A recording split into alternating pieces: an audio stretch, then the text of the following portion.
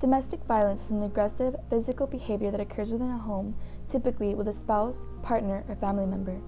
The LGBTQ+ community suffers from silencing their domestic violence experiences due to their social stereotypes. 1 in 10 LGBTQ personnel have experienced a sexual assault but have never spoken about it.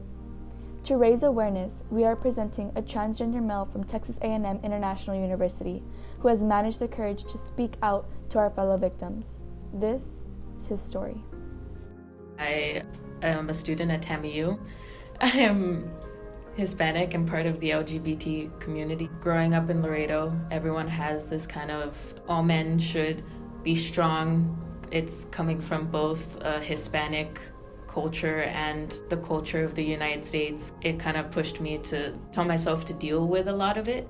It was kind of like if I spoke up about it, if I complained about it, I wasn't man enough. I am a trans man. It was kind of like, if you want to be a real man, this is what you do. And you can't show your emotions, you can't cry, because that's not what real men do. And so I kind of pushed myself into what they saw as a real man to fit that narrative. And then with my sexuality, they kind of push that more. And if you're going to be gay, then you have to overcompensate. You have to be more than the other men. I am a strong believer in education is the only way to fix things that are wrong. So like forms of discrimination and things of that nature, we can't blame anyone unless we educate them on the topic. And so I'm willing to share experiences to help. It was a friend that she wouldn't allow us to have a label. They aren't from Laredo, and I am. So usually I would stay in their dorm if I was to stay on campus.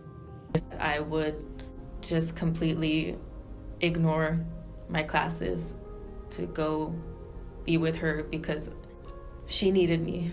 At that point, I just kind of recited into my room. My mom told me that like she had never seen me like that, and it kind of worried them. And it even got to a point where she had like put a knife to my neck. It was terrifying. I have to get out. This isn't love. I've gained a nice group of friends here. One of them pulled me aside and asked me if I was okay. Even though it was so simple, I had bottled it up for so long that I just started crying. And he told me like I didn't have to go back. The rest of them just came up and started like, you can sleep in my room, we'll lend you clothes, we'll do this. It just kind of gave me the courage to just start avoiding her. If they hadn't done that, I wouldn't have reached out. And so even though at one point I can say that I feared for my life, after each hit, you become more dependent on that person. And it becomes harder and harder to live without them. Almost sure that at one point, her or one of her friends would have hurt me, because when I was with her, she would always make vaguely threatening things about, locking me up, that I was hers. There came a point where I thought that if I got into a car with her, that I would never see my family again. And so if my friends hadn't stepped in, everything kind of would have become devoted to her. It's not that scary getting help. Asking your friends if they're okay, asking your brothers, asking your sisters.